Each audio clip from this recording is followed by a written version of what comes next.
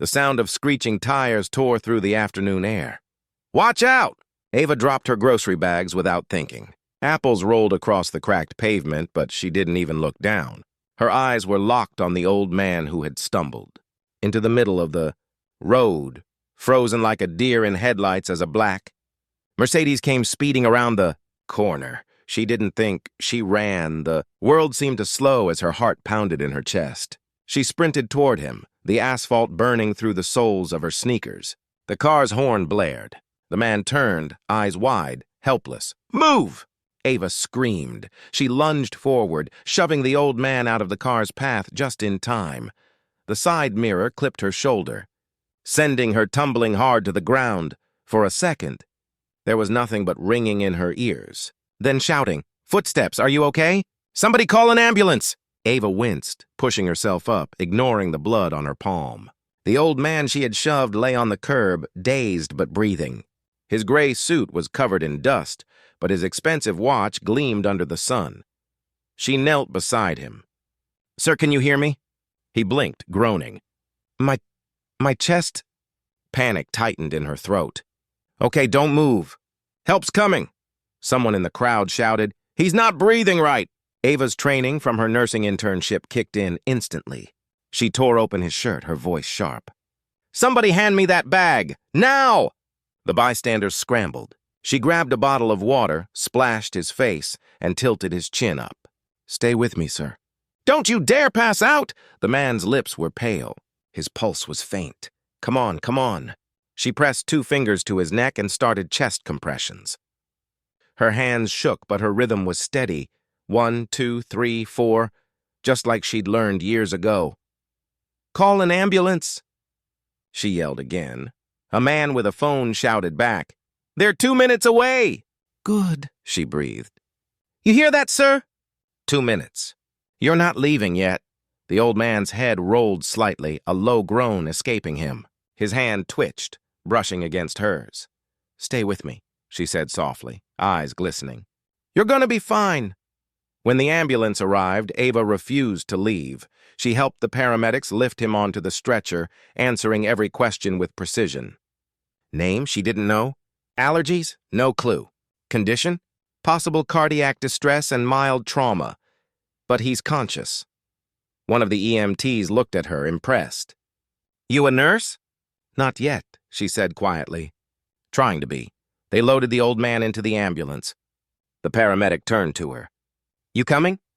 She hesitated, glancing at the groceries still scattered across the road, then back at the unconscious man whose hand had nearly gone cold in hers. "I'm coming. At St. Clair Medical Center."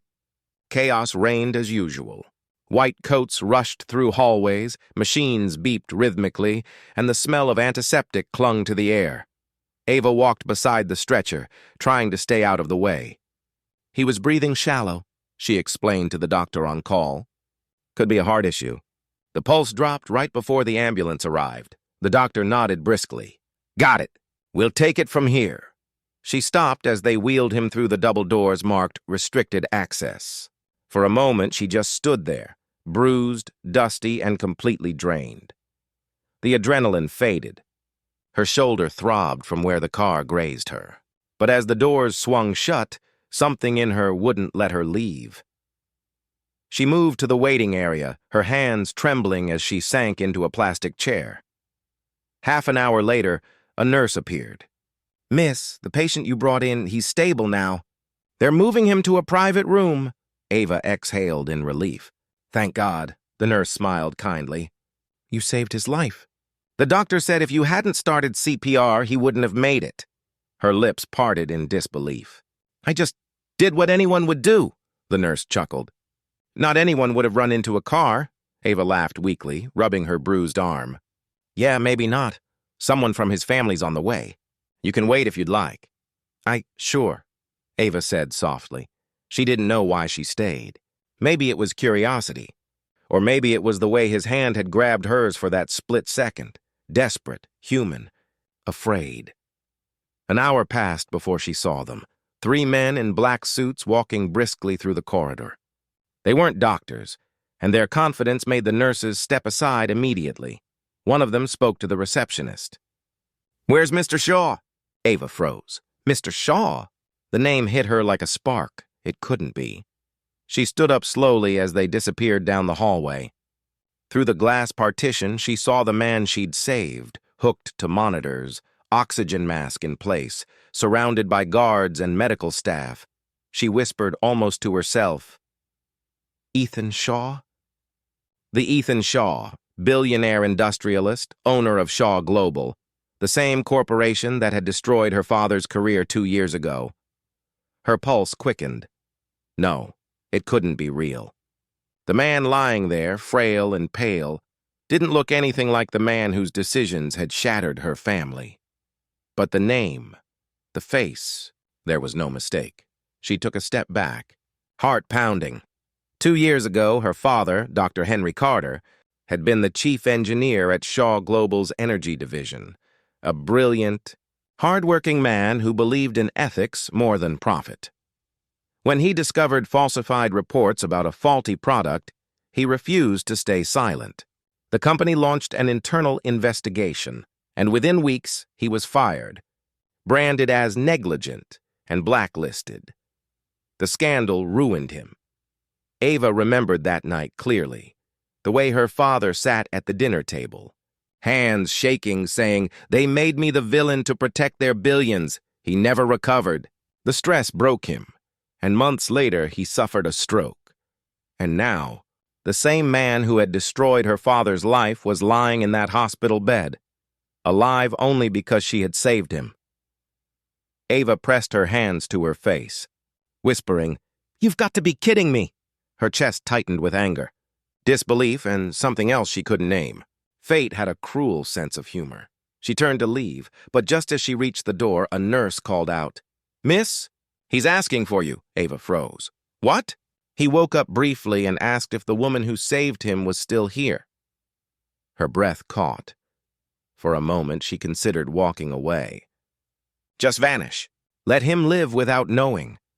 But something inside her, pride maybe, made her turn back. "I'll go," she said softly. Inside the private room, the beeping of monitors filled the silence. The old man lay propped up slightly, his skin pale but his eyes open now, intelligent and assessing even in weakness. When Ava entered, he looked at her for a long moment before managing a faint smile. "You're the one," he said hoarsely. "The woman from the street," Ava nodded. "You should rest. You're lucky to be alive." He let out a shaky breath. "I suppose I am. The doctor said you performed CPR. I just did what I could." His gaze softened. "Still, you saved my life. I owe you everything." Ava bit back the sharp words burning on her tongue. "You owe me nothing. You've already taken enough from my family." Instead, she forced a small smile. "Just take care of yourself, Mr. Shaw." His eyes narrowed slightly at her tone, as though something about her voice stirred a memory. "Have we met before?" he asked. Ava's heart skipped. "No, sir. I don't think so." He nodded slowly, though his gaze lingered on her face, searching. "You look familiar somehow." "I get that a lot," she said quietly, turning to leave. "Wait," he said weakly. "At least tell me your name." Ava hesitated at the door. "Ava Carter." His eyes widened slightly, confusion flickering across his expression. "Carter?" She nodded, voice calm but heavy with restrained emotion. "Yes, Carter." And before he could ask another question, she stepped out of the room, the door closing softly behind her. Outside, she leaned against the wall, trembling. The irony was almost unbearable. She had saved the life of the man who had ruined her father's. She whispered to herself, "You don't even remember us, do you?" Her voice broke. "But I remember everything." Ava thought she'd left that moment behind at the hospital. But fate had other plans. 2 days later, as she stepped into St. Clair's early morning shift, the head nurse caught her by the arm. "Carter," Ava turned. "Yes, ma'am?" "You're being reassigned for a week. Private patient care. Room 708, her brow furrowed. 708? That's the new VIP wing, the nurse nodded. You impressed some important people, apparently. The man you saved? He specifically asked for you to assist in his recovery. Ava froze. Mr. Shaw? That's right. Ethan Shaw. He said, and I quote, "Find the woman who refused to let me die." The nurse grinned. Congratulations, Carter. You might have just earned yourself a permanent spot here. Ava's stomach twisted. Great. Just what I needed. When she walked into his room, sunlight poured across the sleek glass windows, glinting off the skyline of downtown Chicago. Ethan Shaw sat up in bed reading something on his tablet, his silver hair neatly combed now. He looked healthier and powerful, even in a hospital gown. He looked up when she entered. Miss Carter? Ava forced a polite smile. Mr. Shaw, how are you feeling today? Alive, he said simply. Thanks to you. She checked his chart, keeping her tone professional. Your vitals are improving. Blood pressure's back to normal. The doctor said your heart attack was mild, but you'll need to rest. Rest, he repeated, almost amused. I haven't done that in 30 years. I can tell. He raised an eyebrow. Are you always this blunt? Only with patients who think they're invincible. He chuckled, a low sound that made her glance up in spite of herself. I see. Then I'm in good hands. She tried not to meet his eyes, but he was studying her again, like he was trying to fit her face into a puzzle. Finally, he said, You remind me of someone I once knew. People say that a lot, Ava replied quickly, pretending to write something down. Over the next few days, she saw him more than she wanted to. He was demanding, sharp-minded, and annoyingly curious. Miss Carter, he'd say, You look far too intelligent to be a nurse. I'm studying to be a doctor, she'd answer. Ah, ambitious. Good. Sometimes, he'd ask questions she didn't want to answer. Where did you study? Do you have family? What inspired you to save a stranger like me? She dodged each one smoothly, but not without effort. Yet for all his power and reputation, there was something unexpectedly human about him now. Late at night, when the city lights shimmered outside his window, she caught him staring quietly, as if trying to remember what mattered beyond business deals and billion-dollar mergers. One evening, as she replaced his IV line, Ethan broke the silence. You know, he said softly, when you pulled me out of that street, I saw a flash of something. A face. Yours, maybe. Ava kept her eyes on the tube. That's normal. Adrenaline can cause confusion, he smiled faintly. Maybe, or maybe it's something else. Maybe fate has a strange sense of humor. Ava froze at that word. Fate. You believe in that? She asked quietly, after nearly dying. I'm considering it. He studied her again. What about you? She looked at him, her gaze unreadable. I believe life tests us in cruel ways. There was a long silence. Then he said something she didn't expect. You talk like someone who's lost something important. Her throat tightened. Everyone's lost something, Mr. Shaw. Some of us just don't have the luxury to forget it. That night, Ava found herself sitting in the hospital garden, staring at the reflection of the moon in the fountain. She hated how conflicted she felt. Part of her wanted to despise him, the man whose signature had ruined her father. But the man she'd been caring for these past few days didn't match the monster she'd imagined. He was flawed, lonely, sometimes kind in ways that felt genuine, and that confused her more than anything. The next morning, while she was checking his blood pressure, his assistant arrived, a tall, cold man in a designer suit. Mr. Shaw, your board is requesting updates on your condition, the man said briskly. They're concerned about the succession plan, Ethan sighed. Tell them I'm not dead yet, Lucas. Lucas hesitated. Understood, sir. He turned to Ava, eyeing her badge. You're the nurse? Medical trainee, Ava corrected. Keep him stable. The company can't afford more headlines. Her jaw tightened at his tone. He's not a headline. He's a human being. The assistant gave a short, dismissive laugh and walked out. Ethan's eyes followed him, then flicked back to Ava. I see you don't like people like him. I don't like people who treat others like statistics. He chuckled softly. Then you'd hate my world. Already do, she muttered under her breath. He raised an eyebrow. What was that? Nothing, sir. Later that afternoon, while changing the sheets, Ava accidentally knocked a folder off his bedside table. Papers scattered everywhere, medical forms mixed with printed emails. As she bent to gather them, one name caught her eye. Henry Carter. Her father's name. She froze. It was an internal report. A printed document dated 2 years ago. Subject, termination review. H. Carter, ethics violation allegations. Her blood ran cold. She glanced up. Ethan was watching her. He frowned. "What's wrong?" She hesitated, hiding the paper among the rest. "Nothing." But inside, her chest was on fire. He didn't even remember the man he'd destroyed, yet he still carried his name in his records, tucked away like old paperwork. Ava excused herself quickly, stepping out into the hallway, her breath shaking.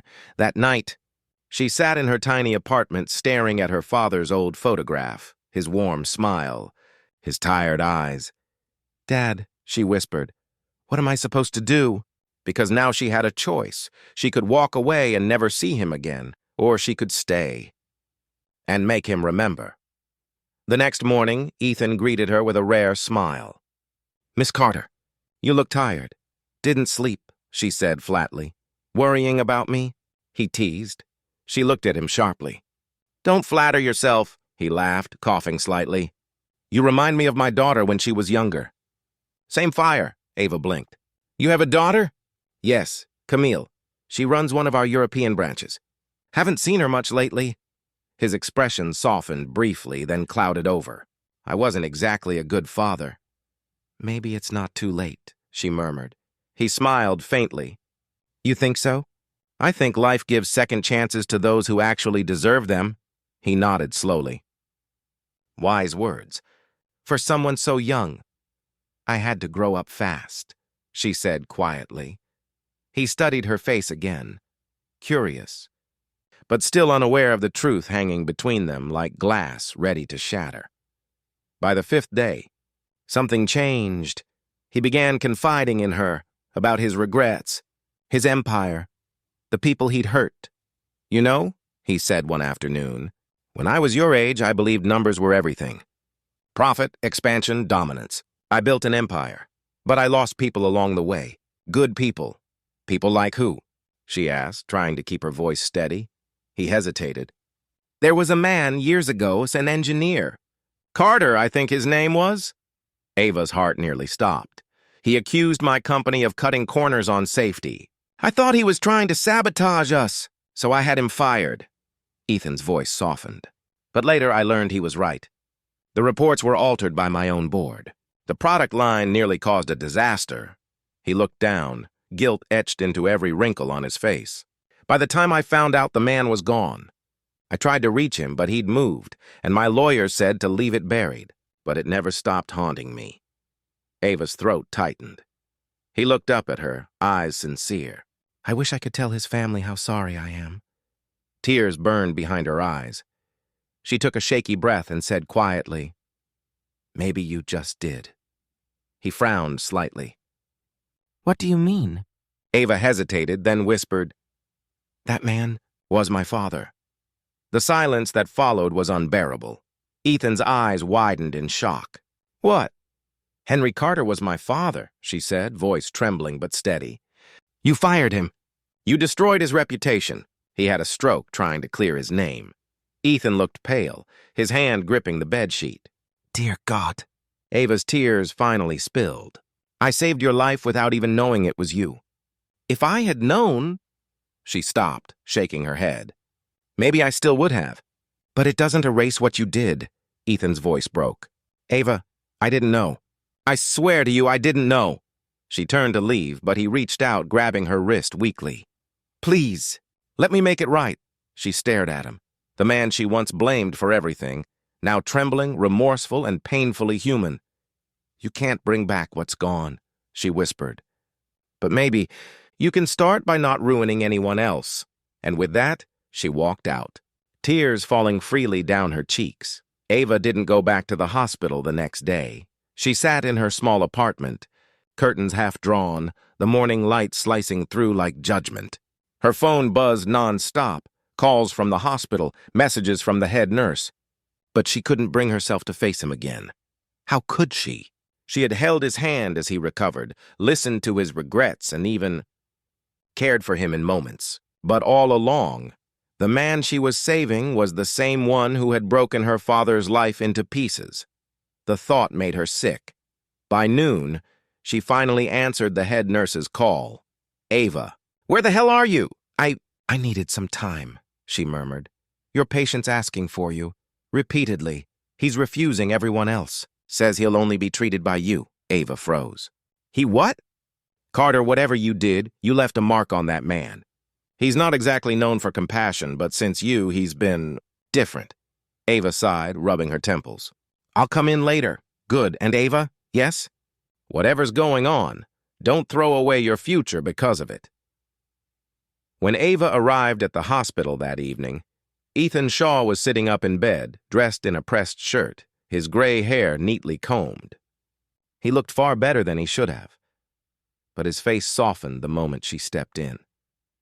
"You came back," he said quietly. She didn't meet his eyes. "You shouldn't be out of bed yet. I'm not dead yet either." He tried to smile, but the exhaustion behind it was unmistakable. Ava busied herself checking his vitals. "Why did you ask for me?"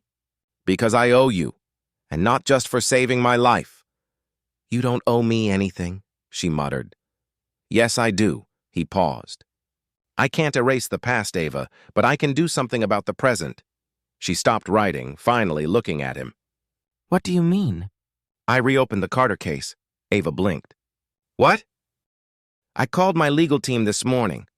I had them pull the old files. Your father's termination, the altered safety reports, everything. I'm going to set the record straight publicly." Her heart raced. "You can't just undo history, Mr. Shaw." "No," he said softly. "But I can make sure the truth is known. That his name isn't stained by lies anymore." She studied him for a long moment. His voice trembled slightly when he spoke, not with weakness, but with genuine remorse. Over the next few days, Ethan moved fast. Even from his hospital bed, he made calls, sent emails, and demanded meetings with his legal department. The company, Shaw Industries, a multi-billion-dollar empire, didn't like what he was doing. One morning, Ava overheard part of a conversation from the hallway. "Sir, reopening this case after all these years could damage the company's image," a voice said. Ethan's reply was calm but deadly. "Then maybe the company's image deserves to be damaged." There was a long silence before the man stammered, "Understood, sir." Ava turned away, her throat tight. She didn't want to admit it, but something inside her shifted that day.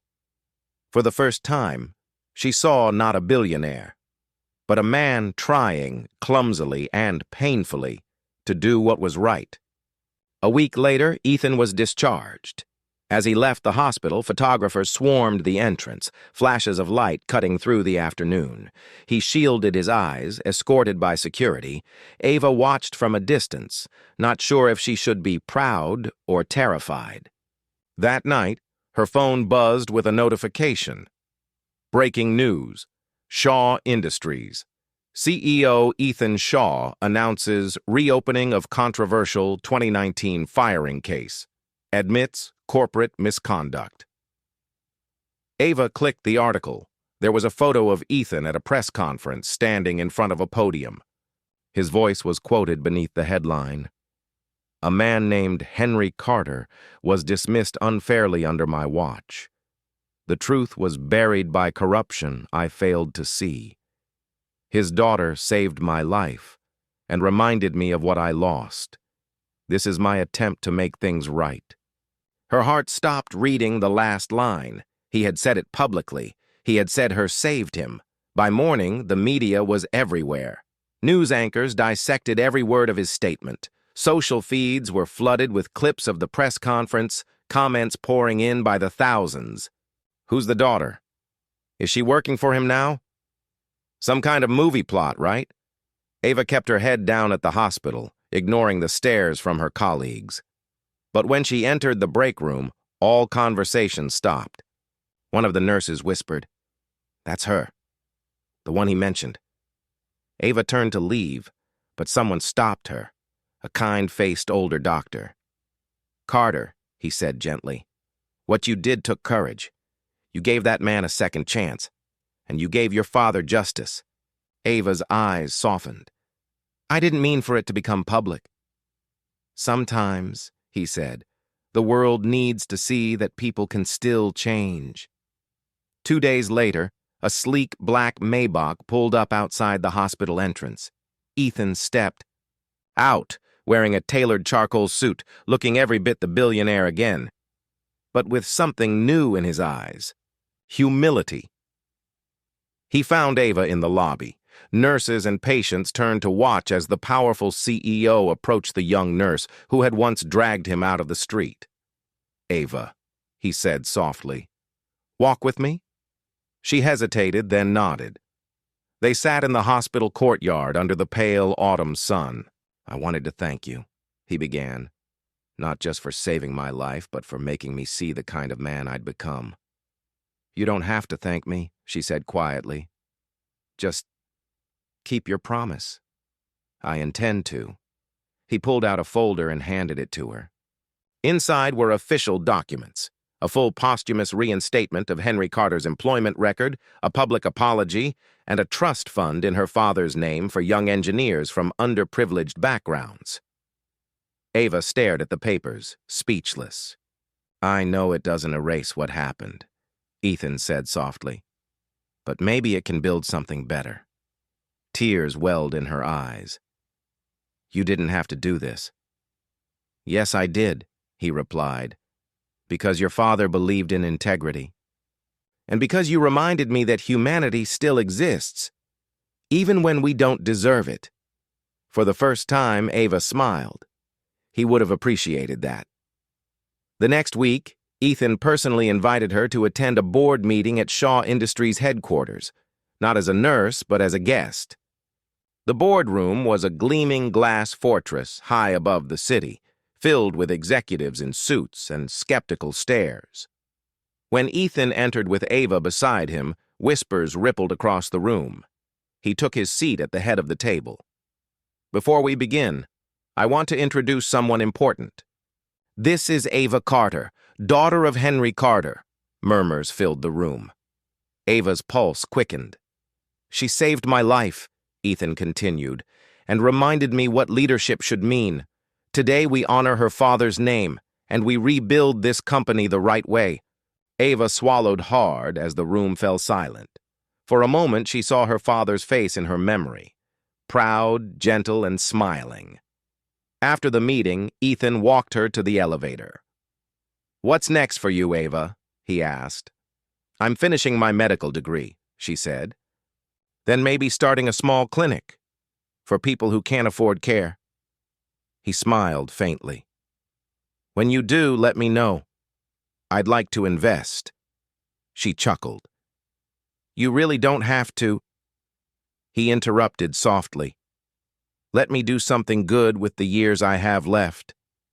They stood there for a moment, two people whose lives had collided through pain, truth, and fate. Finally, she nodded. "All right, but on one condition." "What's that?" "You don't treat me like a charity case. You treat me like a partner." Ethan laughed, genuinely this time. "Deal." That evening, as Ava stepped out of the skyscraper and into the fading light, the city glowed gold and blue around her. She took a deep breath, the kind that felt like a new beginning. Somewhere, behind those walls, the man who'd once destroyed her family was now working to repair what he broke. And she, the girl who once believed justice was impossible, had finally found peace. 2 years later. The once silent corner of Chicago's South End now buzzed with life. Children ran across the newly paved sidewalks, laughter echoing through. The narrow streets lined with renovated shops and coffee houses. And right at the center of it all stood a sleek, modern building with glass walls and soft beige stone. Above its entrance, elegant silver letters spelled the Carter Health Foundation. Inside, Ava moved briskly through the corridors, wearing a white doctor's coat with her name embroidered on the pocket. Dr. Ava Carter, M.D. Her hair was neatly tied back, and a stethoscope hung loosely around her neck. Nurses and interns passed by, greeting her with warm smiles and respect. "Dr. Carter, the lab results for the Johnson twins are ready," one nurse said. "Great, I'll review them after rounds," Ava replied, glancing at her watch. "And make sure the mobile clinic van is ready by 4. We're doing the community drive today." The woman nodded and hurried off. Ava paused in front of a white, wall-sized portrait in the lobby, her father's smiling face surrounded by the clinic's mission statement: integrity, compassion, second chances. She smiled softly. "We did it, Dad," she whispered. Later that afternoon, as Ava prepared for her next patient, a familiar voice echoed from the hallway. "Still working past lunch, Dr. Carter?" She froze, then turned, a surprised laugh escaping her lips. "Mr. Shaw." Ethan Shaw stood in the doorway, older but somehow more alive than before. His once silver hair was now pure white, his face carrying the calm of a man who'd finally made peace with himself. He wore a tailored navy suit, but his expression was that of a proud grandfather visiting family, not a billionaire inspecting property. He smiled. "You've built something incredible." Ava crossed her arms playfully. "Didn't think I'd actually do it, huh?" "Oh, I did," he said. "You've always had more fight than most of the CEOs I've ever met." She laughed lightly. "That's a compliment, I think?" "The highest kind." He stepped forward, handing her a folder. "This is for you." Ava frowned. "What is it now? Another grant?" "Not quite," Ethan said with a smirk. "The board approved a partnership. Shaw Industries is officially sponsoring your foundation, with zero control over operations. Just funding. No strings." Ava blinked. "You're serious?" "Dead serious." She looked at the papers, her chest tightening. "Why would you do this?" Ethan's gaze softened. "Because your father wanted to build something like this once, and because you gave me a second chance to do something that mattered." They walked together through the clinic halls. Ethan paused when he saw the children in the waiting area, laughing, playing, nurses moving between them with care. "I used to think money could fix everything," he murmured. "Now I know it can't, but maybe it can help others heal." Ava looked at him. "That's all any of us can do. Help someone heal." He smiled faintly. "You sound like your father." Her eyes softened. "That's the best thing anyone's ever said to me." As they toured the facility, reporters began gathering outside. Word had spread. The reclusive billionaire was visiting the woman who saved his life, the daughter of the man he once wronged. When Ava and Ethan stepped out to the courtyard, cameras flashed instantly. A journalist called out, "Dr. Carter, how does it feel to have the man who fired your father now supporting your clinic?" Ava smiled calmly. "It's not about what he did then.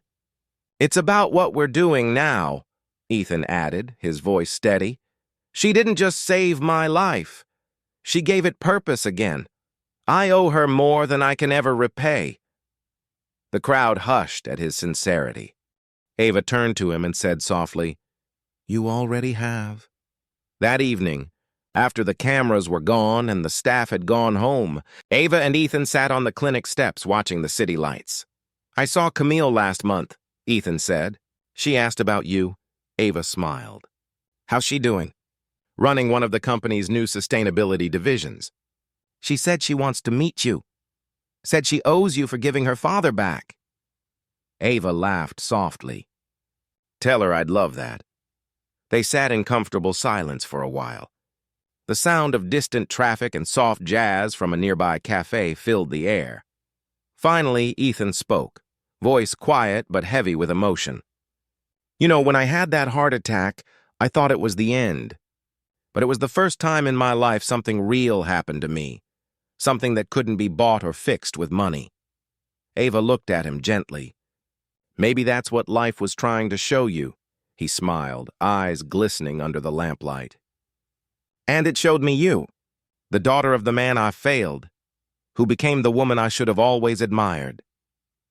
Ava reached over and touched his hand. You made things right, Mr. Shaw. My father would have forgiven you. He nodded slowly, eyes misty. I hope so. Weeks later, Ava received a call at dawn. It was from Ethan's assistant, Lucas, Dr. Carter. His voice trembled slightly. Mr. Shaw passed away in his sleep last night. Ava sat frozen for a long time, the phone pressed to her ear, her throat tight with disbelief. Lucas continued. He left something for you, said it was personal. A few days later, a black car delivered a sealed envelope and a small wooden box. Inside the envelope was a handwritten letter. Ava, you gave me more than a second chance. You gave me peace. I spent a lifetime building an empire that meant nothing until you reminded me what humanity felt like. You once said that life tests us in cruel ways. Maybe this was mine. Maybe saving me was yours. Inside the box, you'll find a key. It opens the new research wing we've built in your clinic, the Henry Carter Innovation Center. It's dedicated to your father's dream of ethical science and your courage to keep believing in people like me. Thank you, Ava, for saving more than just my life. Ethan. Her tears fell silently onto the letter. She opened the box, a small golden key resting on a velvet cushion. For a long time, she just sat there holding it tightly, the weight of the moment pressing against her chest. Months passed. The Henry Carter Innovation Center became one of the most respected medical research facilities in the region, focusing on affordable treatments and ethical engineering, the very dream Henry Carter once had. Every year, Ava hosted a memorial gala in his and Ethan's honor, and every year, she stood by the portrait of the two men who had shaped her life in opposite ways. One by love, the other by redemption. One evening, as the gala lights sparkled across the hall, a young intern approached Ava nervously. Dr. Carter, I just wanted to say, your story inspires me. My father lost his job years ago because of people like Mr. Shaw. But seeing what you built, it gives me hope. Ava smiled softly, touching the girl's shoulder. Then promise me something. The intern blinked. What? Promise me you'll never let anger decide your future. Use it to build, not destroy. The girl nodded, eyes glistening. I will. Ava watched her leave, then looked out over the ballroom, the laughter, the soft music. The life her father would have been proud of. She whispered quietly to herself, This is for you, Dad, and for him. Outside, the city lights shimmered across the glass walls of the foundation, reflecting her calm, proud silhouette. Somewhere in the quiet of the night, she could almost hear her father's voice, warm and steady, and Ethan's soft laughter blending into the wind. Both gone, yet both still here. Ava took a deep breath, lifted her glass to the sky, and smiled. She had saved a life once, but in the end, she had saved something even greater, humanity itself.